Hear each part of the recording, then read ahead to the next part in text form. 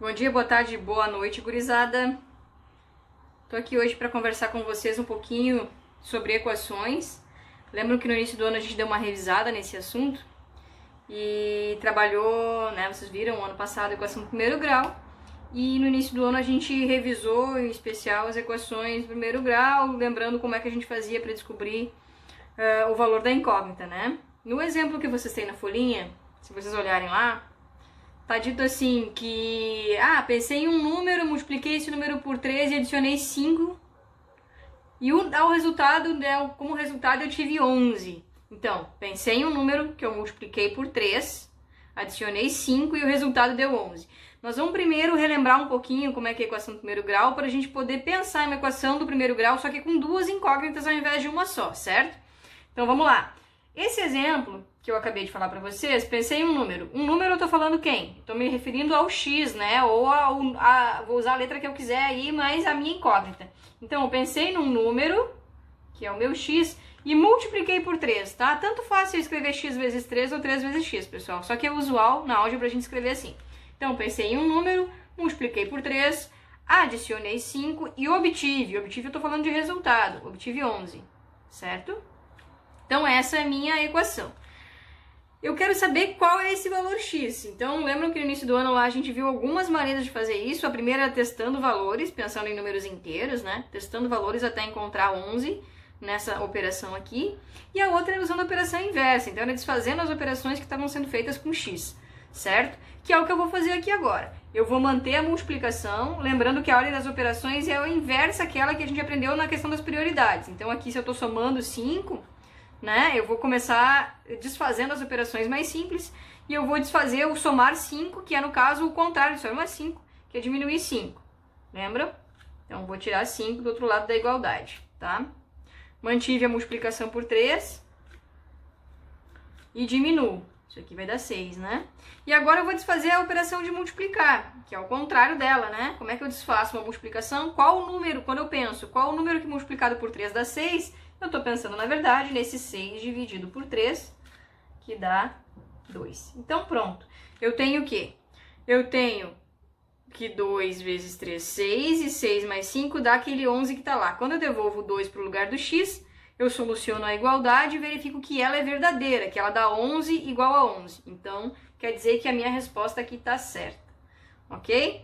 Bom, só que neste momento, o que a gente vai começar a ver são equações do primeiro grau que tem duas variáveis, ou seja, duas letras.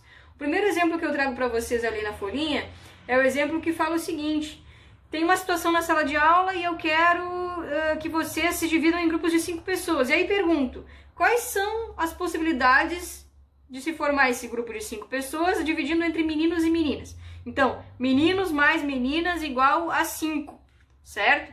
O exemplo que eu estou me referindo aí, eu posso escrever da seguinte forma: se x são meninas e y são meninos, ou vice-versa, tá? Mas eu vou escrever nesse formato. Eu posso escrever assim: x mais y igual a 5.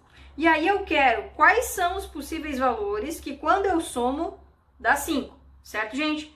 Então eu vou pegar números inteiros. Se eu não tiver nenhuma menina no grupo, quantos meninos eu tenho que ter para fechar 5 pessoas? São 5, né? Então, se aqui for 0, aqui tem que ser 5. Porque 0 mais 5 dá 5. Já se aqui nas meninas eu tiver uma menina, eu tenho que ter 4 meninos.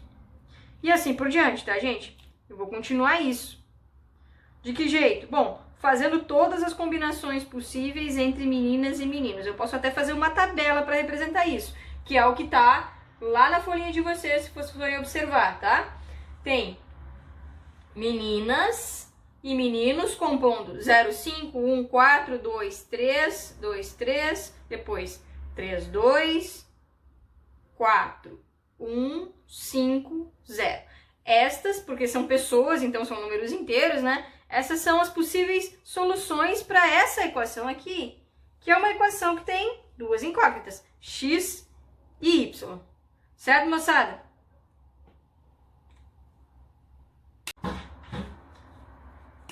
Bom, com isso, o que eu estava representando ali para vocês é o seguinte, é a seguinte tabela, ó. Vamos fazer aqui. que é a que tá lá no material que eu enviei para vocês, certo? Mas só pra gente pensar. X, Y, X mais Y, que é a minha equação, certo?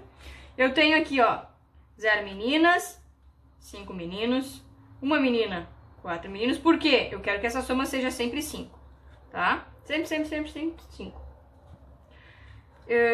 2 e 3, 3 e 2, 4 e 1, 5 e 0. Certo? Olha só. Aqui eu tenho sempre somando 5, né?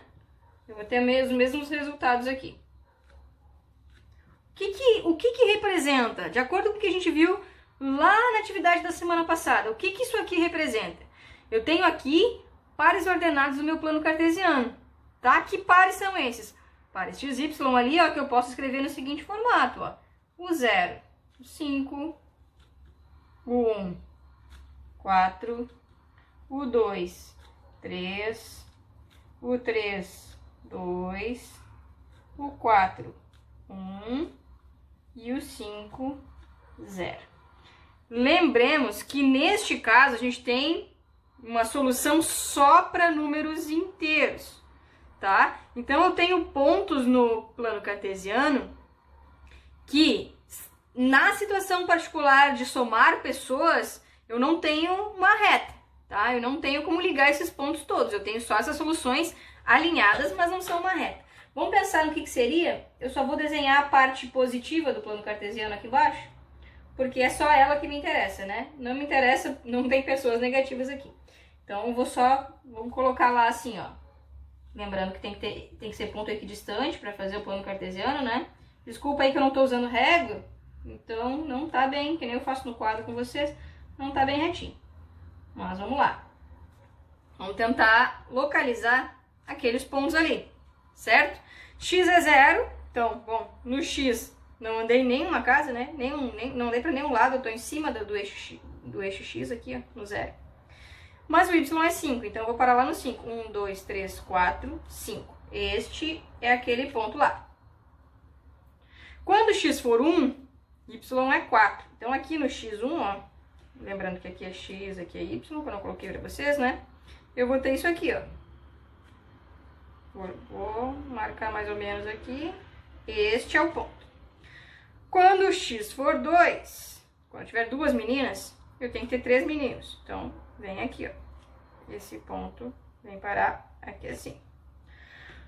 Quando X for 3, vai parar no 2. Então, é isso aqui. E quando X for 4, eu vou parar aqui no 1. Vou combinar os dois. Certo?